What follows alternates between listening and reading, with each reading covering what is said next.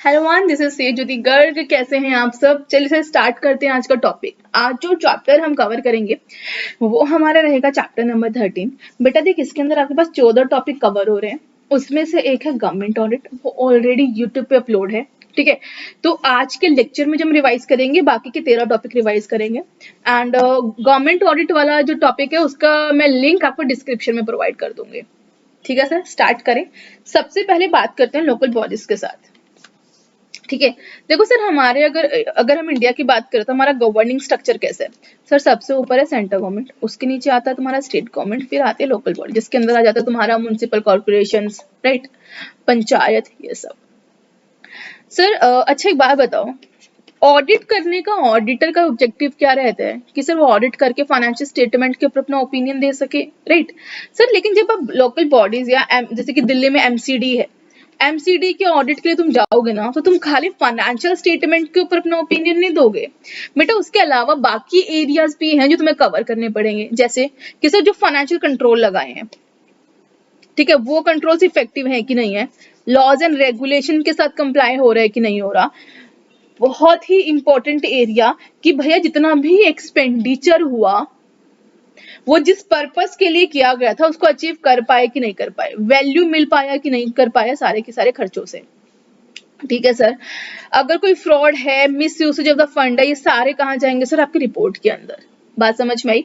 बेटा देख, एक चीज समझ के चलियो, चाहे गवर्नमेंट ऑडिट है या उससे किसी डिपार्टमेंट का ऑडिट है, उसकी कंपनी का ऑडिट है, कुछ भी है ना सर, वहां पे जो ऑडिटर का मेन फोकस रहता है ना, वो कहाँ पे रहता है सर? खाली फाइनेंशियल स्टेटमेंट पे नहीं रहता, वहां का जो सबसे इंपॉर्टेंट एरिया रहता है वो रहता है एक्सपेंडिचर के ऊपर। देख, पब्लिक का पैसा है, पब्लिक के वेलफेयर के लिए यूज होना चाहिए, तब भी तुम गवर्नमेंट के किसी डिपार्टमेंट के ऑडिट के लिए जाओगे ना तो तुम्हारा मेन फोकस होना चाहिए कि भैया जिस पर्पस, मतलब गवर्नमेंट का जो ये पैसा है बिकॉज ये पब्लिक का है, ठीक है, तो वो एक्सपेंडिचर कहाँ कर रहे हैं? पब्लिक के वेलफेयर के लिए कर रहे हैं, फिर खुद के वेलफेयर के लिए यूज कर रहे हैं। तो दिस इज द मतलब बेस एरिया, मतलब दिस इज द बेस जिसके ऊपर पूरी की पूरी ऑडिट फ्रेम है। ठीक है, जैसे मैंने अभी आपको बोला कि जो मेन एरिया रहता है वो पब्लिक का, मतलब इन लोगों का जो रिवेन्यू का मेन सोर्स रहता है वो आपका पब्लिक से रहता है। जैसे कि क्या हो गया सर? फॉर एग्जांपल टैक्स, जैसे प्रॉपर्टी टैक्स हो गया, ठीक है, किसके पास जाता है? एमसीडी के पास जाता है, राइट। उसके अलावा लाइसेंस फीस हो गए, पॉल्यूशन के लिए लाइसेंस लिया, राइट। उसके अलावा सर रजिस्ट्रेशन फीस हो गई, या फिर गवर्नमेंट क्या देती है sir? Grant. These are the main areas जो लोकल बॉडीज का रहता है रिवेन्यू के लिए। सर एक क्वेश्चन आया था कि कितने तरीके की ग्रांट्स है जो गवर्नमेंट दे सकती है? 3 तरह की है सर। कौन कौन सी? जनरल पर्पस ग्रांट, दूसरा है स्पेशल पर्पस ग्रांट, जैसे नाम से ही पता चल रहा होगा, स्पेशल पर्पस। मान लो गवर्नमेंट ने बोला कि भैया ये वाला पैसा, जैसे अभी कोविड था, कि भाई ये सारा पैसा सिर्फ कोविड पेशेंट्स के लिए यूज होगा, ठीक है। नेक्स्ट है स्टैट्यूटरी एंड कंपनसेटरी ग्रांट्स। ये क्या होते हैं सर? बहुत बार क्या होता है, कोई टैक्स है या कोई रिवेन्यू है जो मिलनी चाहिए थी लोकल बॉडीज को लेकिन मिल रही है सेंटर या स्टेट गवर्नमेंट को, तो ऐसे रिवेन्यू के लॉस के रिगार्डिंग ना गवर्नमेंट क्या करती है? कंपनसेटरी ग्रांट्स दे देती है। बात समझ में आई? ठीक है सर। बेटा देख, जैसे मैंने भी बोला कि सर सारा का सारा पब्लिक का पैसा है, ठीक है। अगर गवर्नमेंट ग्रांट भी दे रही है तो उसके पास कहाँ से आया होगा? पब्लिक के टैक्स से आया होगा ना, ठीक है। तो सर जब भी आप ऑडिट प्रोग्राम बनाओगे ना तो वहां भी आपको जो मेन फोकस किस चीज पे रहेगा? एक्सपेंडिचर के ऊपर। आप बेसिकली 3 चीज कवर करोगे अपने ऑडिट प्रोग्राम के अंदर जब भी ऑडिट प्रोग्राम बनाओगे। कौन कौन सा? कि भैया सारा का सारा expenditure as per the laws and regulation हो रहा है कि नहीं हो रहा, पहली चीज, ठीक है। दूसरी चीज क्या रहेगी सर? कि कंपिटेंट अथॉरिटी, मतलब एक्सपेंडिचर वही अथॉरिटी कर रही है ना जिसके पास वो पावर है। दूसरी चीज सर, एक्सपेंडिचर करने से पहले प्रॉपर सैंक्शन लिया है कि नहीं लिया, और वो सैंक्शन कंपिटेंट अथॉरिटी से लिया है कि नहीं लिया। लॉज एंड रेगुलेशन के साथ हो रहा है कि नहीं हो रहा, विद सैंक्शन हो रहा है कि नहीं हो रहा, सैंक्शन कंपिटेंट अथॉरिटी ने दिया है कि नहीं दिया। बात समझ में आई? ठीक है सर। अच्छा एक और चीज, ऑडिटर कौन अपॉइंट करता है सर? देखो लोकल बॉडीज के, मतलब जितने भी म्युनिसिपल कॉर्पोरेशंस है ना, उनके अंदर जर्नली कौन करता है sir? Centre government. Centre government का जो फंड ऑडिट विंग है ना, या फिर डिपार्टमेंट बोलो, वो करेगा। सेंटर गवर्नमेंट का जो फंड ऑडिट डिपार्टमेंट है वो अपॉइंट करेगा। लेकिन जो बड़ी वाली म्युनिसिपल कॉर्पोरेशन है, मतलब जर्नली तो सेंटर गवर्नमेंट का फंड डिपार्टमेंट करेगा, अदरवाइज जो बड़ी वाली है, लाइक दिल्ली हो गया, बॉम्बे हो गया, कैलकाटा हो गया, जो बड़ी वाली एमसीडीज है, मतलब म्यूनसिपालिटी कॉर्पोरेशन है, उसके अंदर कौन करेगा सर? उनके पास खुद के पास पावर है, तो वो चाहें तो वो खुद अपॉइंट कर सकती हैं। बात समझ में आ गई? तो पेपर के अंदर क्वेश्चन इसके अंदर वो बन सकता है एमसीक्यू। तो ये याद रखना, जर्नल पावर किसके पास है? सेंट्रल गवर्नमेंट का जो फंड ऑडिट वाला डिपार्टमेंट है उसके पास। बस जो बड़ी म्युनिसिपल कॉर्पोरेशन है वहां पे वो खुद अपॉइंट कर सकती हैं। ठीक है, तो देख लेना कि भैया किस स्टेट की बात कर रहे हैं। बात समझ में आई? सर उसके अलावा जो लास्ट क्वेश्चन यहाँ पे बनता है डेट इज फाइनेंशियल एडमिनिस्ट्रेशन।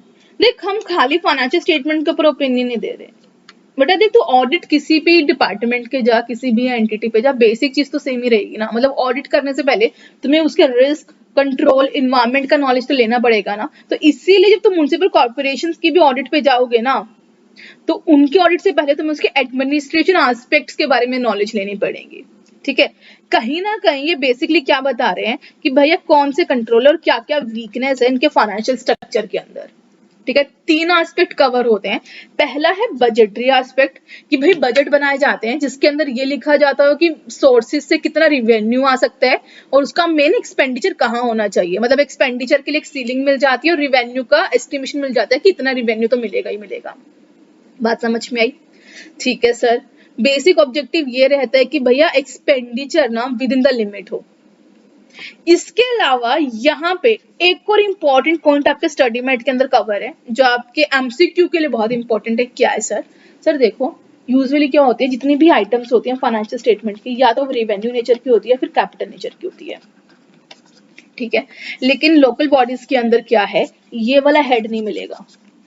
या वहां पे क्या होगा सर, जितनी भी रिवेन्यू नेचर की ट्रांजेक्शन है ना, वो सारी आ जाएंगी रिवेन्यू हेड, तुम्हारा रिवेन्यू आइटम के अंदर। और जितनी भी कैपिटल नेचर की आइटम्स होंगी वो कहाँ पे जाएंगी? वो जाएंगी सर एक्स्ट्रा ऑर्डिनरी आइटम के अंदर। ठीक है, तो पेपर के अंदर एमसीक्यू आए, मान लो कोई कैपिटल नेचर का एक्सपेंडिचर लिखा हुआ है और 3 ऑप्शन दिए हुए हैं कि कहाँ पे जाना चाहिए, तब कहाँ पे डालोगे सर? एक्स्ट्रा ऑर्डिनरी आइटम के अंदर। क्लियर? I am sorry. दूसरा एस्पेक्ट है सर एक्सपेंडिचर कंट्रोल। बेटा देख, जब मैं बात करती हूँ ना सेंट्रल गवर्नमेंट या स्टेट गवर्नमेंट की, वहां पे क्या है, देखो सर, वहां पे ना जो बंदा जो लोग लॉज बनाते हैं वो अलग होते हैं और जो उनका एग्जीक्यूशन करते हैं वो अलग होते हैं। ठीक है, लेकिन जब बात करते हैं ना लोकल बॉडीज की, या ओह शिट, एक प्लीज आप यहाँ पे ना इसको चेंज कर लेना, गलती से यहाँ पे क्या रह गया, नो सेपरेशन, तो नो लिख लेना। ठीक है, लेकिन जो आपका लोकल बॉडीज है ना सर, इसके अंदर क्या है, ये सेम बंदे ही लॉ बनाते हैं और वो ही उसको एग्जीक्यूशन करते हैं। तो यहाँ पे ना ये सेपरेशन ऑफ ड्यूटी वाला जो कंट्रोल होता है वो मिसिंग है, तो इसकी वजह से ऑडिट और ज्यादा इंपॉर्टेंट हो जाता है। ठीक है सर, मतलब एक्सपेंडिचर के रिगार्डिंग लॉ भी वही बना रहे हैं कि भैया एक्सपेंडिचर कितना हो सकता है, किन चीज के लिए हो सकता है, और वही कर रहे हैं। तो जो बंदा बना रहा है और जो एक्सिक्यूट कर रहा है, अगर वो सेम बंदे हैं तो सर वो अपने अकॉर्डिंग लॉ बना लेंगे ना, जैसे उन्हें खर्च करना है। राइट?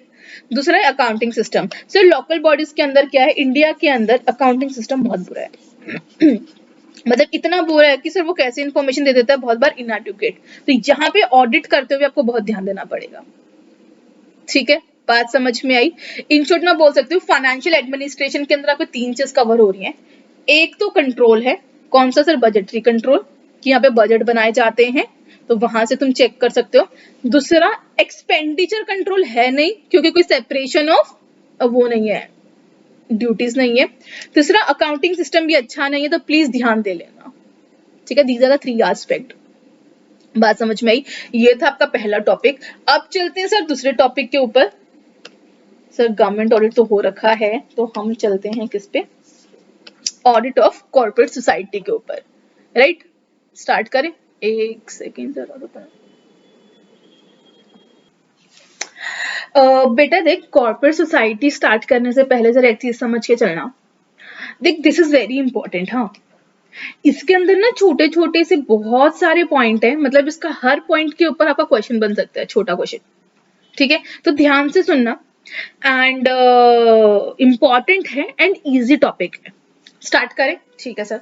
वैसे लगता है जब भी मैं कॉर्पोरेट सोसाइटी की बात सुनती हूँ ना, तो सबसे पहले जो दिमाग में मेरे आता है ना, that is Amul. Amul is a corporate society. ठीक है सर। एक और फैक्ट, जो कॉर्पोरेट सोसाइटी है इसके रिगार्डिंग इंडिया में एक सेंट्रल एक्ट है, that is a corporate society act 1912, right. लेकिन ये एक्ट ना power, this is the central act जो सारी सोसाइटीज के ऊपर लगता है, लेकिन पता है इसने पावर दिए हैं हर स्टेट को कि भैया तुम अपने अकॉर्डिंग एक्ट में चेंज कर सकते हो। मतलब हर पर्टिकुलर स्टेट का ना अपना कुछ अलग एक्ट है, मतलब वो चाहे तो अपने अकॉर्डिंग जो सेंट्रल एक्ट है ना उसके अंदर चेंजेस कर सकते हैं। तो तुम मान लो दिल्ली की किसी सोसाइटी का ऑडिट कर रहे हो, तो ये मत सोचना कि बॉम्बे का सेम ऑडिट होगा। तो वहां का ऑडिट करने से पहले जरा देख लेना कि क्या एक्ट है, मतलब सेंट्रल एक्ट के अंदर में से क्या क्या चेंज किया हुआ है उस स्टेट ने अपने एक्ट के अंदर। बात समझ में आई? ठीक है सर, स्टार्ट करते हैं, फटाफट रिवाइज कर लेते हैं। पहली चीज सर, कॉर्पोरेट सोसाइटी। सर देखो, कॉर्पोरेट सोसाइटी ना दो तरीके की होती है। एक होती है मल्टी स्टेट कॉर्पोरेट सोसाइटी, एक होती है उसके अलावा अदर सोसाइटीज। तो अभी हम बात कर रहे हैं सर अदर कॉर्पोरेट सोसाइटीज की, लास्ट में बात करेंगे मल्टी स्टेट कॉर्पोरेट सोसाइटी की। ठीक है, तो सर कॉर्पोरेट सोसाइटी के अंदर ऑडिटर किससे अपॉइंट किया जा सकता है? कौन कौन ऐसे ऑडिटर अपॉइंट हो सकता है सर? सर आप बोलोगे कि सर ऑडिटर तो सीआईओ अपॉइंट हो सकता है। नहीं सर, कॉर्पोरेट सोसाइटी के अंदर एक ट्विस्ट है, यहाँ पे चार्टर्ड अकाउंटेंट हो सकता है, उसके अलावा सर जीडीसीए। मतलब कुछ स्टेट अलाउ करते हैं कि भैया कुछ जो गवर्नमेंट का डिप्लोमा होता है, अगर आपके पास वो है तो आप कॉर्पोरेट सोसाइटी के एज ऑडिटर काम कर सकते हो। बात समझ में आई? अपॉइंट कौन करता है? Sir registrar. देखो जैसे कंपनी ऑडिट के कंपनीज का रजिस्ट्रार होता है ना, वैसे सोसाइटीज का भी रजिस्ट्रार ऑफिस होता है। ठीक है, तो ऑडिट कौन अपॉइंट करता है? Auditor, sir registrar. सर एक बात बोलूं, बेसिकली ना होता क्या है, ये ना रजिस्ट्रार का रिस्पॉन्सिबिलिटी होता है, मतलब वो चाहे तो खुद ऑडिट कर सकता है या फिर अपने बिहाफ पे किसी को ऑथराइज कर सकता है ऑडिट करने के लिए। ठीक है, तो वो ऑथराइज किसे कर सकता है? सिर्फ इन दो लोगों को। ठीक है, अपॉइंट कौन करता है? रजिस्ट्रार करता है। फीस कौन देता है? सिर्फ सोसाइटी देती है, लेकिन कितनी फीस देनी है ये कौन डिसाइड करता है? Sir registrar. रिपोर्ट किसको जाती है? रजिस्ट्रार को। बात समझ पाए? ठीक है सर। इसके अलावा नेक्स्ट है, हम ऑडिट तो पढ़ लिए कि कौन कौन करेगा, लेकिन हमारे बुक्स ऑफ अकाउंट क्या रहेंगे? सर देखो, बिकॉज अलग अलग स्टेट में अलग अलग बाय लॉज हैं। ठीक है, तो देखो बुक ऑफ अकाउंट आप किसी का भी ले लो, सेम वही बुक्स ऑफ अकाउंट रहते हैं, थोड़ा बहुत as per the state change आ जाते हैं। प्लीज एग्जाम में जाने से पहले ना ये कुछ नाम याद रख करके जाना, कि एग्जाम्पल के तौर पे आ सकते हैं कि भैया एक कॉर्पोरेट सोसाइटी के अंदर कौन कौन से बुक्स हो सकते हैं। कुछ अलग नहीं है, सेम वही है। रिवेन्यू बुक्स ऑफ अकाउंट तो वही रहेंगे ना सर, लाइक रिवेन्यू का, एक्सपेंडिचर का, एसेट्स के बुक्स, परचेज का book, cash book, stock books, ये सारी। ठीक है सर। सर ये ना ओवरलैपिंग हो गया है, ऑडिट वाला पार्ट, ये ऑडिटर वाला पार्ट, तो प्लीज या तो यहाँ वाला काट देना या फिर यहाँ वाला काट देना। ठीक है, अब आता है सर एक बहुत ही इंपॉर्टेंट पार्ट इस टॉपिक का, that is a special feature of the audit. कि भैया देयर सम स्पेशल फीचर्स, कि जब भी तुम ऑडिट करने जाओगे ना किसी सोसाइटी का, तो इन सारी चीजों को तो तुम चेक करोगे ही करोगे। ठीक है, चलो सर, इसके ऊपर से छोटे छोटे क्वेश्चंस भी बन सकते हैं और बड़ा क्वेश्चन भी एक बार आ सकता है। सबसे पहला है डेटर्स। सर डेटर्स के रिगार्डिंग तुम्हें क्या चेक करना है? भैया डेटर्स के रिगार्डिंग ना ऑडिटर क्या चेक करेगा? बेसिकली वो क्लासिफाई करेगा ऐसे डेटर्स जो 6 महीने से लेके 5 साल तक आउटस्टैंडिंग है। मतलब ऐसे जो कहा, मतलब जिनको आउटस्टैंडिंग हुए कितना हो गया? 6 महीने से ज्यादा। ठीक है सर, मैक्सिमम कितना? 5 साल तक।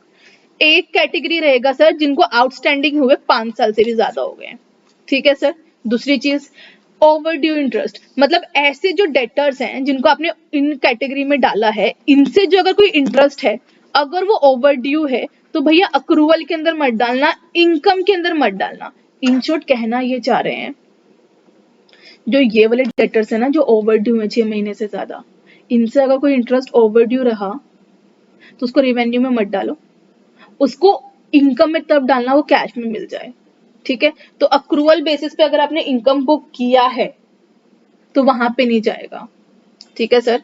नेक्स्ट है certification of the bad debts. Sir generally bad debt कौन अप्रूवल देता है? मैनेजमेंट। लेकिन कुछ स्टेट के अंदर क्या है, वहां लिखा हुआ है कि ऑडिटर अप्रूवल देता है कि आप किसे बैड डेट्स में डालोगे। ठीक है सर। उसके बाद आता है valuation of the assets and the liability. जब भी तुम एसेट्स और लायबिलिटी के बारे में तुम्हें किस किस चीज के बारे में चेक करना है, आपको क्या चेक करना है सर एसेट्स और लायबिलिटी के बारे में, कि सर प्रॉपर वैल्यूएशन है कि नहीं है, ओनरशिप है कि नहीं है, राइट। जो इन सर कुछ भी ऐसा कुछ स्पेशल नहीं है इस पॉइंट के अंदर, जर्नल पॉइंट वही कवर हो रहे हैं कि भैया कॉस्ट के ऊपर डेप्रिसिएशन लगाया है कि नहीं लगाया, कैपिटलाइज उन्हीं चीजों को किया ना जिसको कर सकते हैं, और जितनी भी एसेट्स हैं सबकी सब आपके रिकॉर्ड्स के अंदर आ रही है कि नहीं आ रही, कंटीजेंट लायबिलिटी भी बुक्स के अंदर आ रही है कि नहीं आ रही, ठीक है सर। फिर आप चेक करोगे सर जितने भी इसके लॉज एंड रेगुलेशन से उन सब के साथ कंप्लाई हो रहा है कि नहीं हो रहा, जिस ऑब्जेक्टिव के लिए सोसाइटी बनाई थी क्या वो ऑब्जेक्टिव सोसाइटी अचीव कर पा रही है कि नहीं कर पा रही है, ठीक है सर। नेक्स्ट आ जाता है सर मेंबर्स रजिस्टर। आप मेंबर्स का रजिस्टर चेक करोगे, ये देखोगे अगर उनको कोई लोन दिया है कि नहीं दिया, अगर लोन दिया उसका प्रॉपर तरीके से रीपेमेंट हो रहा है कि नहीं हो रहा, राइट। सर देखो स्पेशल फीचर्स के अंदर ना अब जो पॉइंट आ रहे हैं ना बाकी के तीन, these are important, these are very important, मतलब इनके ऊपर ना इंडिविजुअल क्वेश्चन बन सकता है। पहला है कि भाई रजिस्ट्रार को स्पेशल रिपोर्ट, पेपर में आ सकता है कि किस किस केस में ऑडिटर को रजिस्ट्रार को अपनी एक स्पेशल रिपोर्ट देनी पड़ेगी। कौन कौन से पॉइंट है सर? पहला है कि मैनेजमेंट अगर सोसाइटी के पैसों का यूज किसके लिए कर रहा है, खुद के लिए, पर्सनल बेनिफिट के लिए अगर वो यूज कर रहा है तो इसका रिपोर्ट कहाँ पे जाएगा सर? रजिस्ट्रार के पास स्पेशल रिपोर्ट के अंदर। Sir this is very important, like very very important, ठीक है, कि किस किस केस में स्पेशल रिपोर्ट देना पड़ेगा ऑडिटर को, किसको सर? रजिस्ट्रार को। पहला, अगर मैनेजमेंट अपने पर्सनल बेनिफिट के लिए काम कर रहा है, या फिर ऑडिटर को कोई फ्रॉड मिलता है, ठीक है, या फिर मिसमैनेजमेंट हो रहा है। तीसरा सर अगर मैनेजमेंट या सोसाइटी किसी स्पेसिफिक किसी ग्रुप के लिए काम कर रही है, मतलब बोल रहे कि सर मान लो वो बोल दे कि हम स्पेसिफिकली इसी एरिया में जो लोग रहते हैं ना उन्हीं के लिए काम करेंगे, ठीक है, या फिर वो बोल दे कि सर स्पेसिफिकली हम सिर्फ हिंदुओं के लिए काम करेंगे या मोमडम्स के लिए काम करेंगे, सिख के लिए काम करेंगे, राइट। तो ऐसी सोसाइटी जो स्पेसिफिकली किसी ग्रुप के लिए काम करे, तो ऐसा अगर कुछ हो रहा है तो इस सब के बारे में आप रिपोर्ट कहाँ पे करोगे सर? रजिस्ट्रार को। कैसे करोगे? एक स्पेशल रिपोर्ट देके। दिस इज वेरी इंपॉर्टेंट, ठीक है सर। दूसरा आता है सर ऑडिटर ना एक क्लासिफिकेशन देता है सोसाइटी को, ऑडिट करने के बाद अपने प्रोफेशनल जजमेंट के अकॉर्डिंग वो सोसाइटी को क्या देता है सर? एक क्लास प्रोवाइड करते हैं कि वो किस क्लास, मतलब उसको क्या एक रेटिंग देता है, यू कैन से एक रेटिंग देता है। तो अगर सोसाइटी को लगे कि ऑडिटर ने गलत रेटिंग दिया तो वो क्या कर सकती है? रजिस्ट्रार को बोल सकती है। अगर ऐसा कुछ होता है तो ऑडिटर को फिर अपना रेटिंग रिवाइज करना पड़ता है। बात समझ में आई? तो सर जब भी रिपोर्ट रेटिंग दो तो ध्यान से देना, गलत मत दे के आ जाना। लास्ट सर आप अपनी ऑडिट रिपोर्ट बिना मैनेजमेंट से डिस्कस किए फाइनल नहीं कर सकते। बात समझ में आई? सर यहाँ पे जो इंपॉर्टेंट था, जो मुझे पर्सनली बहुत इंपॉर्टेंट लगता है, दिस पॉइंट कि सर आप क्लासिफाई करोगे सारे डेटर्स को दो कैटेगरी में, वो वाले डेटर्स जो 6 महीने से लेके 5 साल तक आउटस्टैंडिंग रहे, दूसरी कैटेगरी में आएंगे जो 5 साल से ज्यादा आउटस्टैंडिंग है, ठीक है सर। दूसरा पॉइंट है कि भैया जितने भी आउटस्टैंडिंग वाले डेटर्स थे, अगर उनसे कोई इंटरेस्ट इनकम भी आउटस्टैंडिंग है तो तुम उसको इनकम के अंदर मत डाल लेना जब तक वो मिल ना जाए, अक्रूवल बेसिस पे मत बुक करना, ठीक है सर। उसके अलावा जो मुझे इंपॉर्टेंट पॉइंट लगता है वो लगता है ये वाला, special reporting, audit classification of society and that वाला पॉइंट कि सर आप अपना ऑडिट रिपोर्ट कब तक फाइनल नहीं कर सकते? मैनेजमेंट से डिस्कस करने से पहले। यहाँ पे बहुत सारे बच्चे पता है क्या बोल सकते हैं, उनके दिमाग में क्या रहेगा कि रजिस्ट्रार से डिस्कस किए बिना फाइनल नहीं कर सकते। नहीं सर, आप अपना ऑडिट रिपोर्ट फाइनल करने से पहले किससे डिस्कस करोगे? मैनेजमेंट से, ना कि ना रजिस्ट्रार से, ठीक है सर। इसके अलावा नेक्स्ट पॉइंट बनता है that is the right and duties of the auditor. बेटा देख इसके अंदर ना कुछ भी बहुत अलग है नहीं, एक बार तुम रीड करोगे ना तुम्हें सब कुछ समझ में आ जाएगा, लेकिन फिर भी ना इसके अंदर जो एक क्वेश्चन और बनता है डेट इज कि आपकी ऑडिट रिपोर्ट, मतलब ऑडिटर की जो ऑडिट रिपोर्ट रहेगी उसके क्या कंटेंट रहेंगे, एक बार वो पढ़ लेते हैं। पहला सर ऑडिटर अपनी रिपोर्ट में लिखेगा कि उसको सारी के सारी रिक्वायर्ड इन्फॉर्मेशन जो ऑडिट करने के लिए चाहिए थी वो मिली कि नहीं मिली। दूसरा सर उसके अकॉर्डिंग बुक्स ऑफ अकाउंट के अंदर सारी की सारी इन्फॉर्मेशन मतलब बुक्स ऑफ अकाउंट सारी की सारी इन्फॉर्मेशन डिस्क्लोज कर रहा है कि नहीं कर रहा। प्रॉफिट एंड लॉस सही प्रॉफिट दिखा रहा है कि नहीं दिखा रहा, बैलेंस शीट सही स्टेट ऑफ अफेयर्स दिखा रही है कि नहीं दिखा रही है उस पर्टिकुलर डेट पे जिस दिन आपकी बुक्स क्लोज हो रही हैं, मतलब 31 मार्च जिसके लिए आप फाइनेंशियल स्टेटमेंट्स बना रहे हो। ठीक है सर। बुक्स ऑफ अकाउंट जो मेंटेन कर रहे हैं वो प्रॉपर मेंटेन कर रहे हैं कि नहीं कर रहे हैं, और जो बुक्स ऑफ अकाउंट है और फाइनेंशियल स्टेटमेंट है वो एक दूसरे से मैच कर रही है कि नहीं कर रही है। जर्नल पॉइंट है, बट पता है ये पॉइंट थोड़े मिस हो जाएंगे, इसको ना एक काम करते हैं, थोड़ा माइंड में मैप बना लेते हैं कि भैया तुम्हारे ऑडिट रिपोर्ट में क्या क्या जाएगा। देख दो चीजें, पहली तुम्हें सारी इंफॉर्मेशन मिली है कि नहीं मिली जो तुम्हें चाहिए थी, उसके बेसिस पे तुमने ये कंक्लूड किया कि नहीं किया बुक ऑफ अकाउंट के बारे में क्या क्या।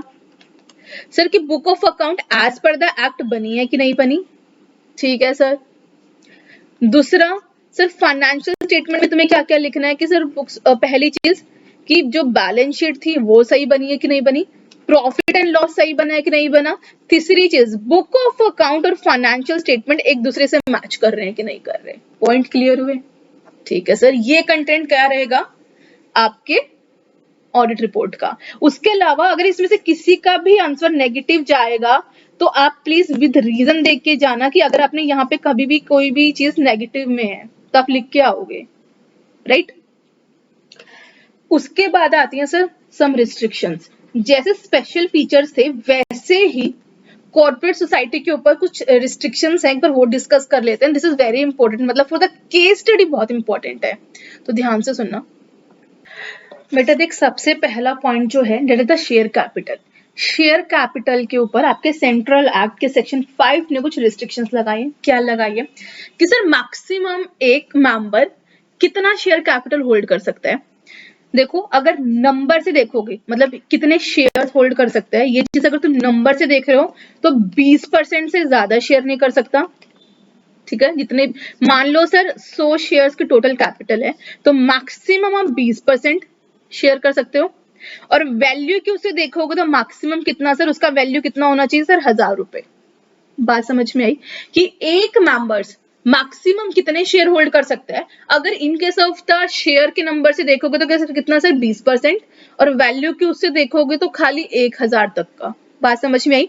लेकिन एक रजिस्टर्ड सोसाइटी उससे ज्यादा होल्ड कर सकती है। नॉर्मली एक मेंबर कितना कर सकता है sir, 20% in case of the numbers, अगर नंबर से काउंट कर रहे हो, या फिर 1000 रुपए के शेयर्स, इससे ज्यादा नहीं कर सकते हो। लेकिन हाँ एक रजिस्टर्ड सोसाइटी, अगर उस सोसाइटी देखो सर एक सोसाइटी के अंदर एक और सोसाइटी मेंबर हो सकती है क्या, यस सर हो सकती है। तो अगर एक और सोसाइटी इसका मेंबर है तो वो इससे ज्यादा होल्ड कर सकती है, अदरवाइज नहीं। बात समझ में आई सर। दूसरा आ जाता है लोन।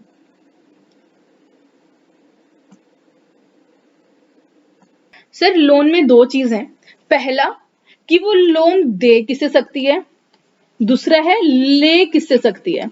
सर देखो आप नॉन मेंबर से भी लोन ले सकते हो, ये लिखा हुआ है। जहां देने की बात आती है ना वहां रिस्ट्रिक्शन है। ले तुम किसी से भी लो, बस अपने लॉज एंड रेगुलेशन को ध्यान देख लेना, वरना ले तुम किसी से भी लो लेकिन दोगे किसे, खाली अपने मेंबर से को ही दोगे, इसके अलावा किसी को नहीं दोगे। अगर इसके अलावा देना है तो तुम रजिस्ट्रार के सैंक्शन से किसे दे सकते हो, एक सोसाइटी को ही दे सकते हो। बात समझ में आई कि भैया पैसे लो तुम अपने मेंबर के अलावा, मतलब तुम्हें पैसे चाहिए तो तुम नॉन मेंबर से भी ले लो, लेकिन अगर किसी को उधार पे देना है, किसी को लोन देना है तो खाली अपने मेंबर को दे सकते हो, अपने अलावा किसी और सोसाइटी को दे सकते हो, वो भी with the approval of registrar. बात समझ में आ रही है सर। उसके बाद जो नेक्स्ट पॉइंट कवर होता है वो तुम्हारा कवर होता है इन्वेस्टमेंट।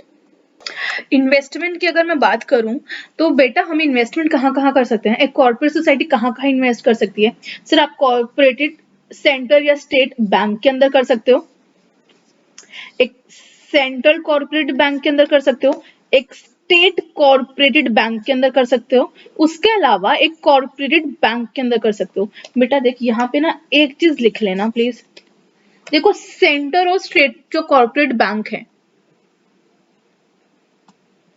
बेसिकली हम क्या डिस्कस कर रहे हैं कि एक सोसाइटी कहाँ कहाँ इन्वेस्ट कर सकती है। सर एक सोसाइटी दूसरी सोसाइटी के अंदर इन्वेस्ट कर सकती है जिसकी लिमिटेड लायबिलिटी है। उसके अलावा सर वो कॉर्पोरेट जो सेंटर कॉर्पोरेट बैंक है उनके अंदर कर सकती है, स्टेट कॉर्पोरेट बैंक है उनके अंदर कर सकती है, उसके अलावा जो बाकी कॉर्पोरेट बैंक हैं उनके अंदर भी कर सकती है। लेकिन स्टेट और सेंटर के अलावा जो बाकी कॉर्पोरेट बैंक है ना उसके अंदर इन्वेस्टमेंट करने से पहले क्या चाहिए, रजिस्ट्रार से अप्रूवल। ये चीज लिख लेना। मैंने इसलिए नहीं लिखी बिकॉज इस ये वाला पॉइंट ना बच्चे मिस कर जाते हैं और ये एमसीक्यू के लिए बहुत इंपॉर्टेंट है कि भाई आप कहाँ कहाँ इन्वेस्टमेंट कर सकते हो, इसके लिए आपको अप्रूवल चाहिए कि नहीं चाहिए। और वहां पे खाली इसने कॉर्पोरेट बैंक लिखा हुआ है, तो सर कॉर्पोरेट बैंक के केस में रजिस्ट्रार का अप्रूवल चाहिए, सेंटर या स्टेट कॉर्पोरेट बैंक के अंदर नहीं चाहिए। ठीक है सर। तो कॉर्पोरेट सोसाइटी अपने फंड्स कहाँ कहाँ इन्वेस्ट कर सकती है, एक कॉर्पोरेट सोसाइटी के अंदर जिसकी लिमिटेड लायबिलिटी है, वरना कॉर्पोरेट बैंक के अंदर मतलब स्टेट एंड सेंटर बैंक के अंदर और अदर कॉर्पोरेट बैंक्स के अंदर। लेकिन कॉर्पोरेट बैंक्स के अंदर मतलब सेंटर और स्टेट को छोड़ के जो अदर कॉर्पोरेट बैंक्स है अगर इसके अंदर भी इन्वेस्ट करना चाहती है तो उसके लिए रजिस्ट्रार का परमिशन चाहिए। उसके अलावा जो इंडियन ट्रस्ट है उसके अंदर ट्रस्ट एक्ट के अकॉर्डिंग अपना इन्वेस्ट कर सकती है। एंड लास्ट लाइन जहां आपको गवर्नमेंट बोले स्पेसिफाई करे आप वहां पे कर सकते हो। ठीक है सर। इसके बाद नेक्स्ट पॉइंट आता है एप्रोप्रिएशन ऑफ द प्रॉफिट, कि भैया आपको अपने प्रॉफिट का कुछ पार्ट एज ए रिजर्व डालना पड़ेगा। कितना डालना है ये नहीं लिखा, सिर्फ ये लिखा है कि सर रिजर्व का कुछ पार्ट कहाँ पे डालना मतलब आपके प्रॉफिट का कुछ पार्ट कहाँ पे जाएगा सर, रिजर्व्स के अंदर। राइट। डिविडेंड या बोनस देने से पहले आप कहाँ पे डालोगे सर, रिजर्व के अंदर। बात समझ में आई। उसके अलावा आता है सर चैरिटेबल। क्या सोसाइटी चैरिटी कर सकती है? सर देखो यहाँ पे दो रिस्ट्रिक्शंस हैं। पहली, भैया चैरिटी कर सकते हो लेकिन पहले तो ये याद रखना कि ये रिजर्व में ट्रांसफर करने के बाद जो प्रॉफिट बनेगा, जो नेट प्रॉफिट बचेगा उसी को चैरिटी कर सकते हो। उसमें से भी कितना, उसमें से मैक्सिमम 10% कर सकते हो। और ये करने से भी पहले क्या चाहिए सर, रजिस्ट्रार का अप्रूवल चाहिए। सर देखो तीन चीजें हैं चैरिटी करने के लिए जो आपको ध्यान देनी पड़ेंगी। पहला तो खाली नेट प्रॉफिट में से आप शेयर चैरिटी में डाल सकते हो, मतलब पहले अपने लिए रिजर्व में रख लो उसके बाद किसी और का भला करना। दूसरी चीज, मैक्सिमम कितना कर सकते हो सर, 10% कर सकते हो ऑफ द नेट प्रॉफिट। और एक और चीज, ये भी करने के लिए आपको रजिस्ट्रार का परमिशन चाहिए। बात समझ में आई सर? उसके अलावा ये और पॉइंट साथ में पढ़ लेते हैं सर। एजुकेशन फंड, देखो सेंट्रल एक्ट की अगर मैं बात करूं, सोसाइटीज एक्ट 1912 की बात करूं, उसने कुछ नहीं बोला, लेकिन कुछ स्टेट एक्ट बोलते हैं कि भैया कुछ स्पेसिफिक परसेंटेज आपको कहां डालना पड़ेगा, एजुकेशन के लिए भी करना पड़ेगा। ये कुछ एक्ट मतलब कुछ स्टेट के ऊपर एप्लीकेबल है, उनके एक्ट में लिखा हुआ है। ठीक है। नेक्स्ट आता है सर, देखो यहाँ पे हमने डिस्कस किया था कि आपको कुछ परसेंटेज कहाँ पे डालना पड़ेगा, रिजर्व फंड के अंदर डालेगा। तो ये रिजर्व फंड का यूज तुम बिजनेस से बाहर कहाँ कहाँ कर सकते हो सर, वर्किंग कैपिटल के लिए यूज कर सकते हो। ठीक है। उसके अलावा इस फंड को आप बाहर इन्वेस्ट कर सकते हो कि नहीं कर सकते, सर लिखा हुआ है, जो एक्ट में लिखा हुआ है उसके अकॉर्डिंग आप इस फंड को भी इन्वेस्ट कर सकते हो, मतलब यहाँ पे आप इन्वेस्ट कर सकते हो। राइट। उसके अलावा पब्लिक के बेनिफिट के लिए से यूज कर सकते हो। बात समझ में आई कि रिजर्व फंड्स को बिजनेस के अलावा आप कहाँ कहाँ यूज कर सकते हो। Clear sir? ये था आपका कॉर्पोरेट सोसाइटी। अब आ जाते हैं कॉर्पोरेट सोसाइटी के नेक्स्ट पार्ट के ऊपर जो है मल्टी स्टेट कॉर्पोरेट सोसाइटी के बारे में। जब एक सोसाइटी एक से ज्यादा स्टेट के अंदर काम करती है तो उसको बोलते हैं मल्टी स्टेट कॉर्पोरेट सोसाइटी। ठीक है। चलिए सर सर एक बात बोलूं, हम जब मल्टी स्टेट कॉर्पोरेट सोसाइटी की बात करते हैं ना, मल्टी स्टेट कॉर्पोरेट सोसाइटी और कंपनीज एक्ट के प्रोविजन ना बहुत मिलते हुए हैं। ठीक है। ये आया था 2002 में, बहुत मिलते हैं। लाइक बुक्स ऑफ अकाउंट हो गया, सब सेम डेफिनेशन यहाँ पे लिखी हुई जो कंपनीज एक्ट के अंदर लिखी हुई कि कंपनी को कौन सी बुक्स बनानी है, वही बुक्स इन्हें बनानी है। ठीक है सर। मतलब ठीक है, कुछ चीजें हम डिस्कस कर लेंगे, लेकिन जो मेरा मेन फोकस जो रहेगा मल्टी स्टेट कॉर्पोरेट सोसाइटी के अंदर वो कहाँ पे रहेगा सर, यहाँ पे इन 3 सेक्शंस के ऊपर। ठीक है। चलिए सर फटाफट एक बार बेसिक डिस्कस कर लेते हैं, उसके बाद उन 3 सेक्शंस को कवर करेंगे। सर सबसे पहले डिस्कस करते हैं अपॉइंटमेंट के बारे में कि ऑडिटर का अपॉइंटमेंट कौन करता है। फर्स्ट ऑडिटर का appointment sir board of director करेंगे। कब करेंगे, 1 महीने के अंदर, जिस दिन उसका रजिस्ट्रेशन हो जाएगा सोसाइटी के। अगर वो नहीं कर पाते तो सर सोसाइटी करेगी। ठीक है सर। सब्सिक्वेंट ऑडिटर का अपॉइंटमेंट कौन करेगा सर, सोसाइटी। हर साल एक नया ऑडिटर, हर एजीएम में अपॉइंटमेंट होगा, रीअपॉइंटमेंट। ठीक है सर। सर उसके बाद हम बात करते हैं कि एज ए ऑडिटर अपॉइंट किसे कर सकते हैं। सर अभी हम कॉर्पोरेट सोसाइटी पढ़ के आए थे, तो वहां पे आप सीए को अपॉइंट कर सकते हो। उसके अलावा जीडीसीए मतलब ऐसा कोई बंदा जिसके पास गवर्नमेंट का डिप्लोमा है, ठीक है। लेकिन in case of the multi state corporate society खाली एक चार्टर्ड अकाउंटेंट को एज ए ऑडिटर आप अपॉइंट कर सकते हो। किसे नहीं कर सकते? बॉडी कॉर्पोरेट को नहीं कर सकते। सर सेम है, मतलब कंपनी एक्ट का प्रोविजन और इसका ना बहुत सेम है, ठीक है। तुम्हारा बॉडी कॉर्पोरेट नहीं अपॉइंट हो सकता।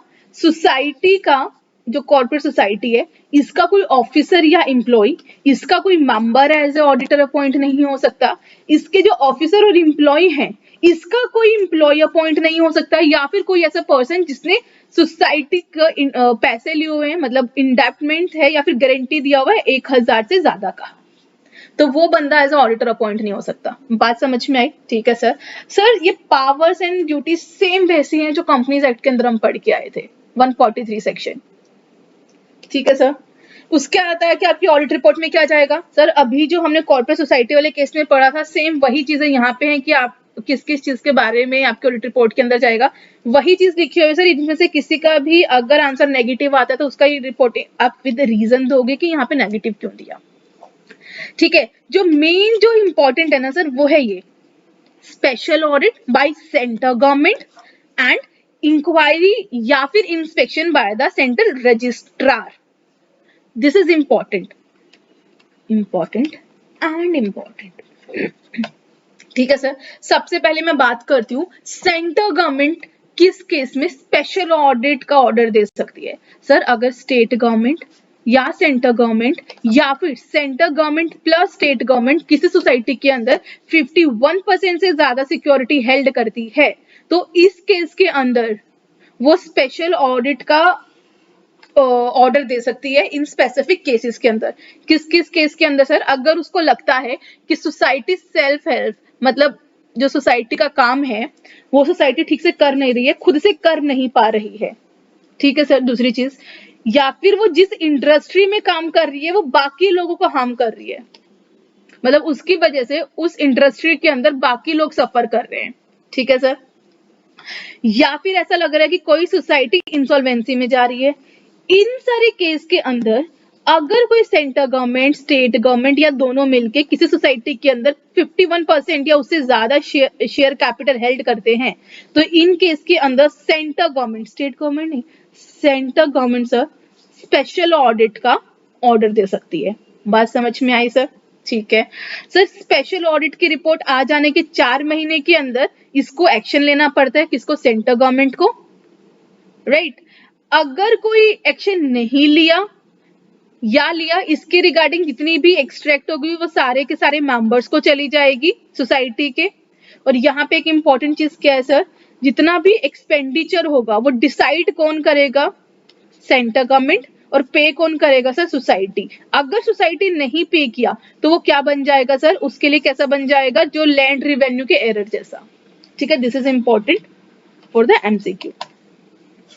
बात समझ में आई?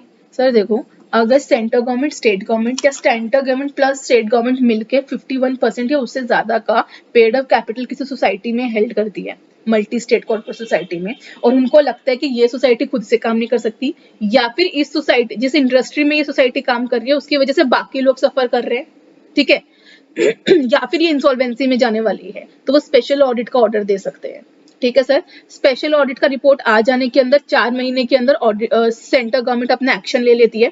वो जो एक्शन लेती है और जो स्पेशल ऑडिट का रिपोर्ट जो जाता है वो सारे के सारे मेंबर्स को भेज दिया जाता है अपना एजीएम से पहले।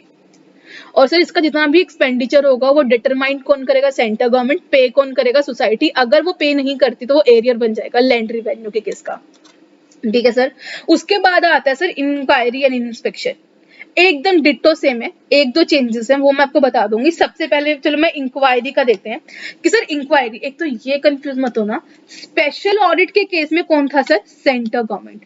Special audit of multi state corporate society by centre government. यहाँ पे क्या है? Inquiry by registrar. तो कंफ्यूज मत होना, ये सेंटर गवर्नमेंट की बात थी, अगर वो मेंबर होगी तभी ऑर्डर दे सकती है स्पेशल ऑडिट का। यहाँ हम बात कर रहे हैं सर इंक्वायरी एंड इंस्पेक्शन की। तो सबसे पहले मैं बात कर रही हूँ इंक्वायरी की बाय द रजिस्ट्रार। सर अगर रजिस्ट्रार के पास इन लोगों में से किसी का भी नोटिस आया है तो वो इंक्वायरी के लिए ऑर्डर दे सकती है। ठीक है सर, किस किस का ऑर्डर आया हो?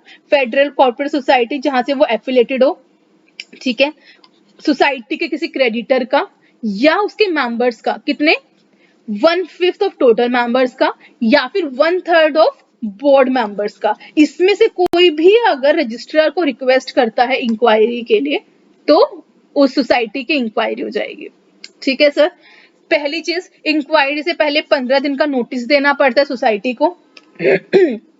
राइट, अब इंक्वायरी करते हुए आपके पास क्या क्या राइट होते हैं सर? इंक्वायरी करते हुए ऑडिटर क्या कर सकता है? उसके पास वो सारे राइट होते हैं जो इंक्वायरी के लिए इंपॉर्टेंट है, जैसे वो सारी की सारी इंफॉर्मेशन का पोजेशन ले सकता है, ठीक है, all time access to all books of account, document, cash and other properties. ठीक है सर, वो चाहे तो बोर्ड मेंबर्स को बोल सकते हैं कि भैया एजीएम बुलाओ, मुझे सारे मेंबर से मिलना है। एटलीस्ट 7 डेज के नोटिस पे वो सारे मेंबर्स को बुला सकते हैं। अगर बोर्ड ऑफ डायरेक्टर्स नहीं बुलाते तो खुद आप मीटिंग हेल्ड करवा सकते हो अगर बोर्ड ऑफ डायरेक्टर मना कर देते हो। इसके अलावा किसी भी पर्सन से समन भेज के उसको भी बुला सकते हो। ये सारे के सारे राइट हैं आपके पास। ठीक है सर, ये सारे के सारे राइट किसके पास है सर? रजिस्ट्रार के पास, अगर इंस्पेक्शन करते हुए। ठीक है सर, इंक्वायरी के 3 महीने के अंदर आप अपनी रिपोर्ट दे दोगे, ये रिपोर्ट सारे मेंबर्स के पास चली जाएगी। ठीक है सर, यहाँ पे जरा एक चीज सुनना, इंक्वायरी और इंस्पेक्शन दोनों सेम है, कोई डिफरेंस नहीं है, बस 2 डिफरेंस है। ये चीज आप यहाँ लिख लेना खुद के हाथों से ताकि कंफ्यूजन ना रहे। जो हमने पढ़ा था दिस इज इंक्वायरी, इंस्पेक्शन के केस में सिर्फ 2 डिफरेंस है। क्या सर? पहला तो ये कि सर इंस्पेक्शन के केस में क्रेडिटर नहीं बोल सकते इंस्पेक्शन के लिए, वो खाली इंक्वायरी के लिए बोल सकते। तो ये चीज अपने हाथ से लिखना ताकि कंफ्यूजन ना रहे। उसके अलावा जब हम पावर डिस्कस करते हैं ना तो रजिस्ट्रार्स के पास ये वाली पावर नहीं है, जनरल मीटिंग वाली। उसके अलावा दोनों पावर है, मतलब वो सम्मन देकर किसी को बुला सकती है, बुक्स ऑफ अकाउंट का एक्सेस वही 3 महीनों के अंदर उसको अपनी रिपोर्ट इशू करनी पड़ेगी। सेम है, बाकी सिर्फ यही 2 डिफरेंस है। बात समझ में आई सर? चलिए सर, नेक्स्ट टॉपिक जो हम डिस्कस करेंगे, सबसे पहले हम डिस्कस करेंगे ऑडिट ऑफ एलएलपी, इसके बाद हम डिस्कस करेंगे audit of form, partnership form. Right sir, 6 topic है ऑडिट ऑफ एलएलपी। चलिए स्टार्ट करें। बेटा देख, सिंपल सा टॉपिक है, बहुत सिंपल है। पहली चीज ये डिस्कस कर लेते हैं कि एलएलपी के अंदर एलएलपी को ऑडिट कब करवाना होता है। सर अगर उसका टर्नओवर किसी साल 40 लाख से ज्यादा हो जाए या फिर कंट्रीब्यूशन 25 लाख से ज्यादा हो जाए, इसमें से कोई एक कंडीशन भी फुलफिल हो जाएगी तो उसको ऑडिट करवाना पड़ेगा। राइट, पहली चीज। सर ऑडिटर कौन अपॉइंट करेगा? जो डेजिग्नेटिंग पार्टनर होते हैं वो ऑडिटर अपॉइंट करते हैं। ठीक है, फर्स्ट ईयर जिस साल एलएलपी बनी है उस साल बोलता है सर, एक्ट बोलता है किसी भी दिन अपॉइंट कर दो, बस फाइनेंशियल ईयर खत्म होने से पहले कर देना। ठीक है sir, subsequent auditor first year के बाद सर फाइनेंशियल ईयर खत्म होने से 30 दिन पहले एटलीस्ट अपॉइंट कर लेना। ठीक है सर, डेजिग्नेशन पार्टनर ही अपॉइंट करेगा, इवन कैजुअल वैकेंसी के केस में भी और रिमूवल के केस में भी। सर कंपनीज एक्ट के केस में सर देखो, कंपनीज एक्ट और जो एलएलपी है ना सर, आपका एलएलपी ना आपके पार्टनरशिप प्लस कंपनीज एक्ट दोनों के फीचर्स को रखता है। मतलब पार्टनरशिप वाला से बेटर है, एंड एलएलपी जितना तुम्हारी कंपनी जितनी नहीं फॉर्मेलिटीज नहीं है, लेकिन ये कंपनीज एक्ट से बहुत इंस्पायर है। ठीक है सर, सिंपल है लेकिन कंपनी से सिंपल है। डेजिग्नेटर पार्टनर ऑडिटर अपॉइंट करेगा, इवन कैजुअल वैकेंसी के केस में भी कौन करेगा सर? डेजिग्नेटेड पार्टनर ही अपॉइंट करेगा। रिमूवल के केस में भी अगर उसने ऑडिटर का रिमूव किया वो भी अपॉइंटमेंट कौन करेगा सर? Designated partner. अगर डेजिग्नेटेड पार्टनर नहीं कर पाता तो कौन करते हैं सर? बाकी पार्टनर्स। बात समझ में आई? फर्स्ट ऑडिटर का अपॉइंटमेंट बस फाइनेंशियल ईयर खत्म होने से पहले कभी भी कर लेना। सब्सिक्वेंट ऑडिटर का अपॉइंटमेंट सर फाइनेंशियल ईयर के खत्म होने के 30 दिन पहले अपॉइंट कर लेना। ठीक है sir, books of the account वहीं बनेगी जो कंपनीज के अंदर बनती है सर, रिसीव्स की, इनकम की, एक्सपेंडिचर की, एसेट्स की, लायबिलिटी की। अगर मैन्युफैक्चरिंग के अंदर है सर, कॉस्ट रिकॉर्ड्स बनेंगे। बात समझ में आई? सर ऑडिट करते हुए ऑडिटर का क्या रिस्पॉन्सिबिलिटी है 3 पार्ट में, कि ऑडिट स्टार्ट करने से पहले एक काम कर लेना, अपना स्कोप डिफाइन कर लेना। ऑडिट स्टार्ट करने से पहले राइटिंग में ले लेना कि भैया तुम्हारा स्कोप क्या ऑडिट का, पहली चीज। दूसरा, आप अपनी ऑडिट रिपोर्ट में क्या क्या लिखोगे कि आपने जो फाइनेंशियल स्टेटमेंट चेक करे हैं वो रिलायबल है कि नहीं है। दूसरी चीज, आपको सारी रिक्वायर्ड इन्फॉर्मेशन मिली है कि नहीं मिली। तीसरी चीज, भैया ऑडिट करते हुए आपके ऊपर कोई रिस्ट्रिक्शन तो नहीं था। ठीक है। नेक्स्ट सर, जब भी ऑडिट करोगे तो उनके एग्रीमेंट को चेक करना। सर देखो, जब पार्टनरशिप बनता है ना, तो वहां पे क्या बनता है सर, पार्टनरशिप डेट। एलएलपी में क्या बनता है सर, एग्रीमेंट। इसके अंदर वही है, nature of the business, profit sharing ratio, partners, capital, rate of interest, right, ये सारी बातें आप ये सारी स्टडीज करोगे। तो ऑडिटर का क्या क्या ड्यूटी है, अपने स्कोप डिफाइन कर लेना स्टार्टिंग में ही। ऑडिट स्टार्ट करने से पहले अपनी ऑडिट रिपोर्ट में 3 चीजों के बारे में लिखना है कि भैया फाइनेंशियल स्टेटमेंट सही बने हैं कि नहीं बने, सारी इन्फॉर्मेशन जो आपको ऑडिट करने के लिए ऑडिटर को चाहिए थी उसको मिली कि नहीं मिली, उसके ऊपर कोई रिस्ट्रिक्शन है कि नहीं है। Third responsibility, sir audit start करने से पहले उसके सारे के सारे एग्रीमेंट को डिटेल में पढ़ोगे, राइट सर। उसके बाद आ जाता है एलएलपी का ऑब्लिगेशन, या फिर सर देखो जैसे कंपनी सेट के अंदर रजिस्ट्रार है ना, वैसे ही रजिस्ट्रार के पास एलएलपी को भी कुछ डॉक्यूमेंट फाइल करवाने होते हैं। कौन कौन से, सर देखो, हर साल अपने एनुअल रिपोर्ट्स करवाने होते हैं। कब, साल खत्म होने के बाद नेक्स्ट 60 डेज के अंदर उसको अपने एनुअल रिकॉर्ड सबमिट करने होते हैं आरओसी के पास। ठीक है सर। उसके अलावा हर 6 महीने में एनुअल रिकॉर्ड्स हर साल करने हैं। हर 6 महीने में बुक्स ऑफ अकाउंट और solvency, a statement of solvency कि भैया हम सॉल्वेंट है, इसकी स्टेटमेंट जाएगी, मतलब साल में 2 बार, 6 महीने खत्म होने के नेक्स्ट 30 दिन के अंदर। बात समझ में ही।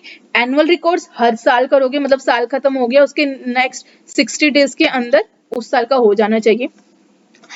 Books of account plus solvency statement 1 साल में 2 बार सबमिट होगी। 6 महीने खत्म हुए, साल हुए, फाइनेंशियल ईयर के 6 महीने खत्म हुए, उसके नेक्स्ट 30 दिन के अंदर, वैसे ही नेक्स्ट 6 मंथ्स खत्म हुए उसके 30 दिन के अंदर आप सबमिट कर दोगे।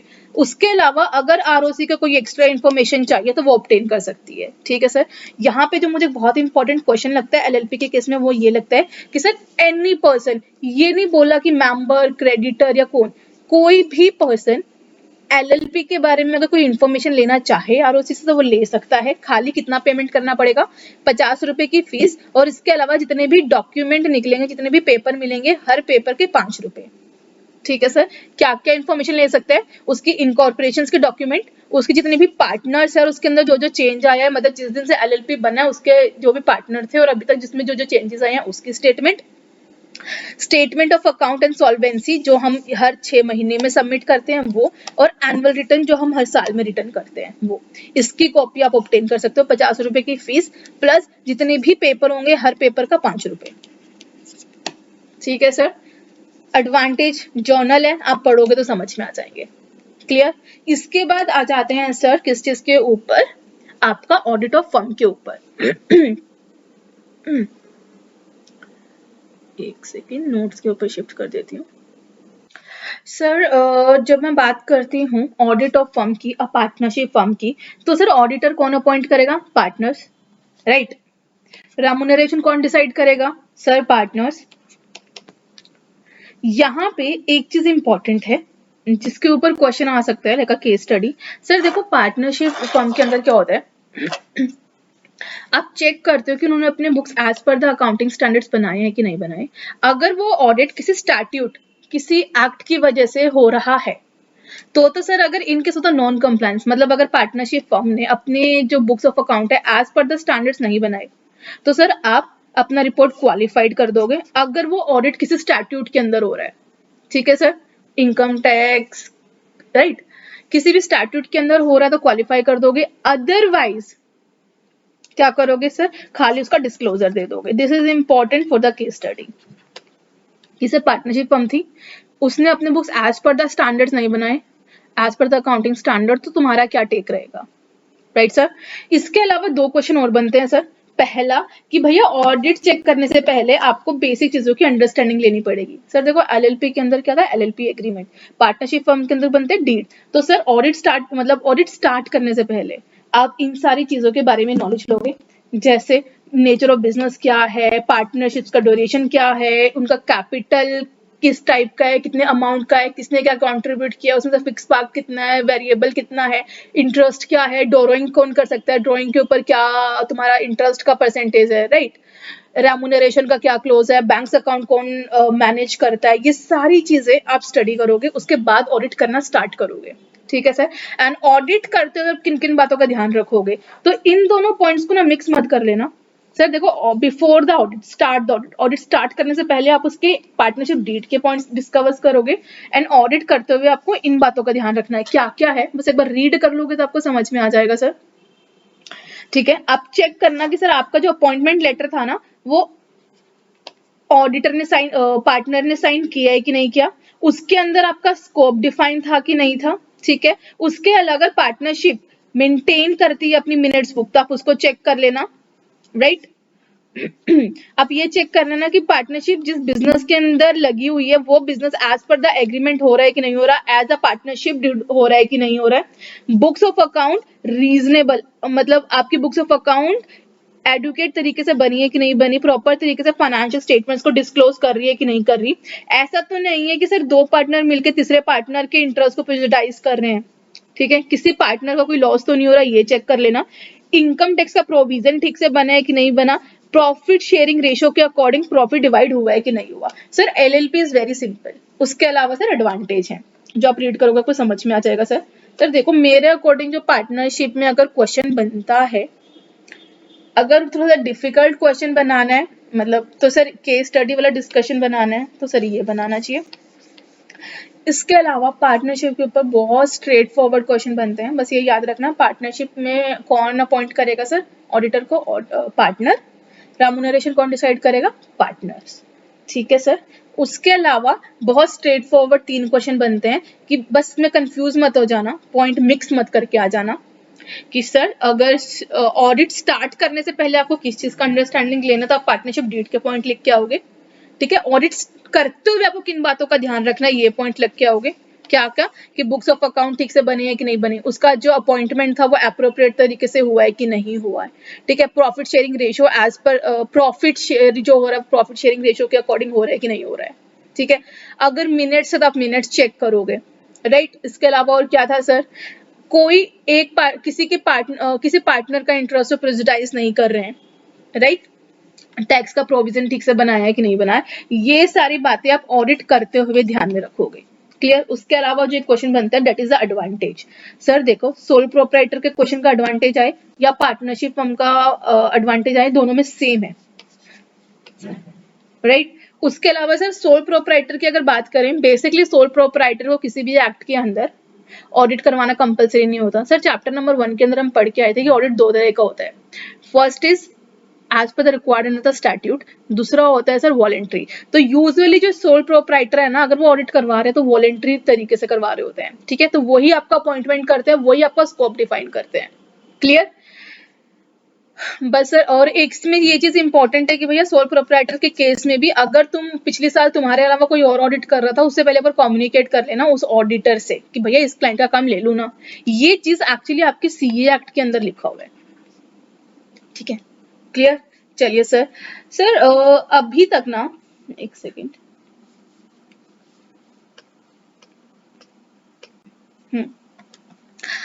अभी तक हमने, एक सेकेंड सर, हाँ, अभी तक हमने ये कवर कर लिया, ये हम ऑलरेडी कवर कर चुके हैं। हमने थर्ड टॉपिक कवर कर लिया, फॉर्म, सोल ट्रेडर, एलएलपी। अब जो टॉपिक हमें कवर करने हैं वो रहते हैं सर ये वाले टॉपिक्स। ठीक है, क्लियर। जो हमारे ये टॉपिक्स हैं बेटा, देख इसमें से जो 7th 8th 9th 10th और 11th, जो ये आपके 5 टॉपिक है ना, इनको हम ना एक साथ पढ़ेंगे। देख अगर मैं बात करूँ ना पहले 6 टॉपिक की, हर किसी के अंदर ना ऑडिटर का ऑब्जेक्टिव अलग था। लाइक लोकल बॉडीज के अंदर कुछ और था, गवर्नमेंट का ऑडिट करते हुए हमारा ऑब्जेक्टिव कुछ और रहता है, जैसे कॉर्पोरेशन सोसाइटी के अंदर हमें स्पेशल फीचर्स चेक करने थे, राइट। लेकिन जो ये बाकी 5 टॉपिक है ना सर, इनके अंदर ना हमारा प्राइमरी ऑब्जेक्टिव वही है जो हम ये आज तक पढ़ते आ रहे थे कि ऑडिटर का प्राइमरी ऑब्जेक्टिव क्या, फाइनेंशियल स्टेटमेंट को चेक करना।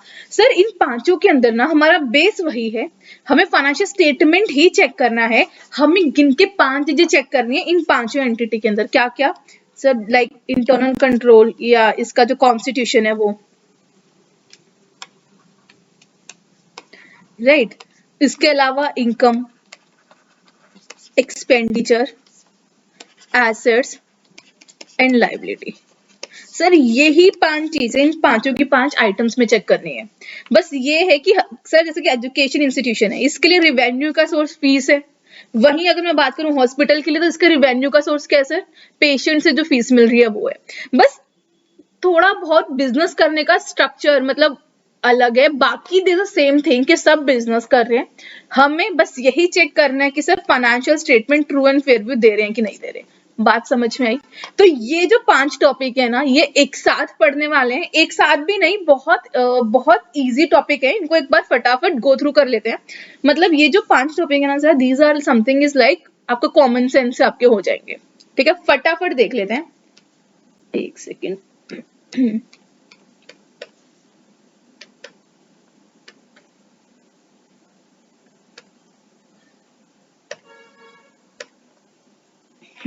स्टार्ट करते 7th टॉपिक के साथ, जो कि है आपका एजुकेशनल इंस्टीट्यूशन। बेटा एजुकेशनल अगर इंस्टीट्यूशन की अगर हम बात करें तो यहाँ पे सबसे पहले सर जर्नली है, आप सिर्फ दिमाग लगा के सोचना, आपको समझ में आ जाएगा। सर इनकम का मेन सोर्स क्या है? School fee, right. School fees में क्या चेक करोगे भैया? सबसे मिली है कि नहीं मिली है, ठीक है, उसके रिसीट से चेक करोगे, बच्चों के जो रजिस्टर मेंटेन किए होंगे उनसे चेक करोगे, ये चेक करोगे कि भैया सबसे मिली, उन सबका अकाउंटिंग ठीक से हुआ है कि नहीं हुआ, राइट। अगर किसी से एडवांस फीस मिल गई है तो उसको ठीक से सेट ऑफ किया है कि नहीं किया, अगर कोई एरियर्स है तो वो चेक करोगे, ठीक है। उसके अलावा सर एडमिशन फीस वो कैपिटलाइज होनी चाहिए, ठीक है। फाइन्स, जहां पे अगर कोई फाइन का इनकम आए तो वो कहाँ गया है, किस चीज पे फाइन लिया और जिस पे लेना चाहिए था उस पे फाइन मिला है कि नहीं मिला। अगर किसी का फीस मतलब कंसेशंस मिले हैं या फिर उसको बोल दिया कि आप पे मत करो तो किस बेसिस पे किया, राइट। होटल ड्यूज, अगर होटल भी है तो भैया उन लोगों का पेमेंट आ रहा है कि नहीं आ रहा है, रूम रेंट आ रहे हैं कि नहीं आ रहे, ठीक है। अगर इन्वेस्टमेंट्स किया है अपनी अर्निंग का तो प्रॉपर इंटरेस्ट है। सर एक बात बोलूं, ये बहुत नॉर्मल है। आप स्कूल्स की अगर बात करोगे तो मेन सोर्स ऑफ इनकम क्या क्या रहेगा आपका? Admission fees, normal fees, right. उसके अलावा सर गवर्नमेंट से अगर डोनेशंस मिले हैं वो सब, तो सर यही चीजें चेक करनी है। वही एक्सपेंडिचर क्या होगा सर? टीचर्स की सैलरी, उसका पीएफ चेक करना, टैक्स चेक करना, ठीक है। उसके अलावा इन्वेंट्री चेक करना कि फर्नीचर ठीक से मेंटेन किया कि नहीं किया है, एंड आपका stationery, buses, fuel, these are the maintenance building का, these are the basic expenditure. Sir ये जो बाकी 5 टॉपिक है ना, इसके अंदर कुछ ऐसा नहीं है जो मुझे लगता है कि आपको समझाने की नीड है। लाइक हॉस्पिटल हो गया, हॉस्पिटल में आपका मेन फोकस क्या रहेगा कि भैया सारे के सारे पेशेंट से फीस ली है कि नहीं ली है, ठीक है। अगर किसी से नहीं ली तो क्यों नहीं ली, राइट। कोई अप्रूवल वगैरह लेनी थी क्या, किस बेसिस पे फीस चार्ज करते हैं, जो रूम का रेंट लेते हैं वो किस बेसिस पे करते हैं, ठीक है। ये सब चेक करोगे आप, प्रॉपर तरीके से सारी इनकम आ रही है कि नहीं आ रही है। एक्सपेंडिचर क्या होगा, मान लो कोई मशीन खरीदी है, ठीक है, वो किस तरीके से खरीदा है, इनवॉइसेस कैसे मेंटेन करते हैं, आपकी जो मेडिसिन है वो हॉस्पिटल से ही मिल जाती है फिर बाहर से आ सकती हैं, ये सारी चीजें, ठीक है सर। ऐसा ही सर आप सिनेमा में क्या चेक करोगे कि टिकट्स ठीक से सर इसमें ये इंपॉर्टेंट है कि टिकट्स के ऊपर आपकी क्या क्या कंट्रोल होने चाहिए, दिस इज इंपॉर्टेंट। एक बार रीड कर लेते हैं, है जर्नल लेकिन स्टिल। सर टिकट्स के ऊपर क्या क्या कंट्रोल होनी चाहिए कि सारे के सारे कि एक तो आपको हॉल में एंट्री सिर्फ टिकट दिखाने से हो, मतलब इसका प्रॉपर सिस्टम होना चाहिए। ऐसा नहीं कि कोई भी चले जा रहा है अंदर, सारी टिकट्स प्रॉपर तरीके से नंबर होनी चाहिए और एक बुक फाइल बनी होनी चाहिए कि मिस ना हो सके, कोई चोरी ना कर सके, गुम ना हो सके। हर शो के लिए एक दिन में जितने भी शो हैं उन सब की टिकट अलग अलग होनी चाहिए। ऐसा नहीं है सेम तरीके की टिकट्स हैं तो बंदा सुबह भी शो देखने आ गया, शाम को भी उसी टिकट पे कोई और शो देखने आ गया, ठीक है सर। एडवांस बुकिंग के लिए सेपरेट टिकट्स होनी चाहिए और सेफ कस्टडी में होनी चाहिए, राइट सर। उसके बाद वही है कि यार अगर जितना भी फ्री पासेस दिए हैं तो कैसे दिए हैं, कैश कलेक्शन हो रहा है कि नहीं हो रहा, एडवर्टीजमेंट से अर्निंग आ रही है कि नहीं आ रही, इंटरटेनमेंट टैक्स पे किया है कि नहीं किया, रेस्टोरेंट इन हाउस मतलब आउटसोर्स किया हुआ है या फिर सिनेमा वालों का ही है, मतलब अर्निंग आपके पास आनी चाहिए या फिर आप शेयरिंग बेसिस पे ले रहे हो, ये सब चीजें, ठीक है। एक्सपेंडिचर में क्या होगा कि अगर जो मूवी के राइट्स खरीदे हैं, ठीक है, वो पेमेंट ठीक से हो रही है कि नहीं हो रही है, जो क्या एक्सपेंडिचर कैपिटल में जा रहा है, क्या रिवेन्यू में जा रहा है, थोड़ी बहुत रिमूव अगर करवाई है मेंटेनेंस, वो कहाँ जानी चाहिए, बात समझ पाए, यही चीज है सर। ये 5 जो टॉपिक है ना, इनमें वही बेसिक चीजें जो बिजनेस की हैं, बस हर बिजनेस का तरीका अलग है, तो उसके अकॉर्डिंग हम देख लेना, बहुत डिफिकल्ट कुछ भी नहीं है। यहाँ पे जो हमें नेक्स्ट टॉपिक डिस्कवर करना है ना, that is a hire purchase and leasing company, ठीक है। इसको भी फटाफट हम खत्म कर लेते हैं sir. Hire purchase and leasing company, sir सबसे पहले हम बात करते हैं, अगर तुम ऐसे क्लाइंट के यहाँ पे जा रहे हो जिसका काम है सर लीजिंग का, ठीक है, तो तुम कैसे ऑडिट करोगे। और नेक्स्ट टॉपिक हम डिस्कस करेंगे, अगर तुम ऐसे क्लाइंट के यहाँ जा रहे हो जो हायर परचेज पे गुड्स देता है, तो कैसे काम करोगे, ठीक है सर। अच्छा एक बात बताओ, हायर परचेज और लीजिंग के अंदर बेसिक डिफरेंस क्या है। देख, हायर परचेज के अंदर ना हमेशा ऑप्शन रहता है कि भैया लास्ट इंस्टॉलमेंट या फिक्स अमाउंट देके सामने वाला बंदा उसको बाय कर सकता है, ठीक है। लीजिंग के अंदर जरूरी नहीं है कि ओनरशिप ट्रांसफर होने वाला केस हो, इसके अंदर डिपेंड करेगा कि कौन सी लीज है। अगर फाइनेंस लीज होगी तो हाँ, सामने वाले को एक पर्टिकुलर अमाउंट देने के बाद लास्ट इंस्टॉलमेंट के बाद ट्रांसफर हो जाएगा, ओनरशिप मिल जाएगा। ऑपरेटिंग लीज होगी तो सर ओनरशिप ट्रांसफर नहीं होती, ठीक है। तो हायर परचेज के अंदर हमेशा ओनरशिप ट्रांसफर होती है, लेकिन आपका जो लीज है उसके अंदर नहीं होती, वो डिपेंड करेगा कि कौन से वाला लीज है, ठीक है। तो सबसे पहले हम बात करते हैं कि अगर तुम लीज कंपनी के ऑडिट के लिए जाओ तो तुम्हें किन किन बातों का ध्यान रखना है। पहले तो ये चेक कर लेना कि भैया जिस कंपनी के जो क्लाइंट लीजिंग का काम कर रहा है उसका ऑब्जेक्टिव क्लोज एमओए अलाउ भी कर रहा है कि नहीं कर रहा लीज पे देने, मतलब ये बिजनेस करने के लिए, ठीक है सर। उसके अलावा क्रेडिट एनालिसिस में देखो, इसमें बेसिकली अर्निंग क्या है, इंटरेस्ट। देखो बिजनेस किस लिए करते हैं, प्रॉफिट के लिए ना, और लीजिंग के केस में कंपनी का प्रॉफिट क्या है, लेजर का सर इंटरेस्ट, है ना। तो किस बेसिस पे लीज पे दे रहे हो, जो इंस्टॉलमेंट डिसाइड हो रही है, जो इंटरेस्ट का रेट डिसाइड हो रहा है, वो किस बेसिस पे कर रहे हैं, ये चेक करना। उसके अलावा आप चेक करोगे सर एग्रीमेंट पॉइंट, कि जो लीज के लिए जो एग्रीमेंट बने होंगे उसके पॉइंट चेक करोगे, उसमें क्या क्या होना चाहिए कि वो एग्रीमेंट लेसर और लेसी के बारे में, और जो इस चीज का लीज पे दे रहे हो उस चीज के बारे में प्रॉपर डिस्क्राइब करें, ठीक है। उसके अलावा कितने टाइम के लिए दे रहे हैं, किस रेट पे दे रहे हैं, लेट चार्जेस क्या होंगे, एडवांस हुआ तो उसका क्या होगा, इन सब के बारे में डिस्क्राइब करें। उसके अलावा सर एग्रीमेंट में क्या क्या होना चाहिए कि लास्ट इंस्टॉलमेंट के केस में क्या होगा, मतलब जिससे आप ये डिसाइड कर सको ये फाइनेंस लीज है या ऑपरेटिंग लीज है, ठीक है। सब लेटिंग के रिगार्डिंग क्या प्रोविजन है। सब लेटिंग का मतलब है सर आपने अपनी गुड्स लीज पे दी और सामने वाला उसको और लीज पे दे दे, ठीक है। तो सब लेटिंग को आपने प्रोहिबिटेड किया है कि नहीं किया, आप ये चेक करोगे। सामने जब आपने लीज के लिए मतलब सामने वाले ने आपने क्या प्रपोजल दिया था, लेसी ने आपको क्या प्रपोजल दिया था जिसके बेसिस पे आपने उसको अलाउ कर दिया, ठीक है। ऐसा तो नहीं है कि कोई और प्रपोजल आया था जिससे ज्यादा बेनिफिशियल था। इनवॉइस सेफली रखा है कि नहीं रखा है। सामने वाले ने जब आपने उसको अपनी गुड्स भेजी होंगी तो सामने वाले ने भी एक रिसिपिएंट का कुछ एक्सेप्टेंस का एक्नॉलेजमेंट दिया होगा ना, वो देख लेना वो प्रॉपर तरीके से मिला है कि नहीं मिला, सेफ स्टडी कस्टडी में रखा हुआ है कि नहीं रखा हुआ है। जिसने एग्जीक्यूट किया है कंपनी के केस में sir, this is very important. Lease पे अगर लीज पे देने के लिए भी ना डायरेक्टर्स पास पावर होनी चाहिए, ठीक है, कि कंपनी को गुड्स पे वो लीज पे दे भी सकते हैं कि नहीं दे सकते, ठीक है। तो देख लेना जिसने ये पावर एग्जीक्यूट किया उसके पास ये पावर थी भी कि नहीं थी। और इंश्योरेंस की policies, right sir. Lesser sir अब बात करते हैं हायर परचेज। देखो हायर परचेज के केस में क्या है, सामने हायरर होता है और एक ऑनर होता है, ठीक है। तो हायरर के पास हमेशा ये चॉइस होता है कि लास्ट में अगर वो चाहे तो उसका पोजीशन ले सकता है, उसके विल पे डिपेंड करेगा, अदर वो जब चाहे एग्रीमेंट को टर्मिनेट कर सकते हैं, ठीक है सर। तो इसके रिगार्डिंग आपको क्या चेक करना है, इसके रिगार्डिंग आपको चेक करना है सर एग्रीमेंट। एग्रीमेंट में आप क्या क्या चेक करोगे, हायर परचेज का प्राइस, ठीक है, लास्ट प्राइस कैश प्राइस जिसके बेसिस पे हायरर चाहे तो गुड्स को खरीद सकता है, date of the commencement, number of the instalments, regular उसके बाद इंस्टॉलमेंट ठीक से हुआ है कि नहीं हुआ, ठीक है सर। ये चेक करोगे आप हायर परचेज के अंदर। बात समझ में है सर। चलिए सर स्टार्ट करते हैं हमारा नेक्स्ट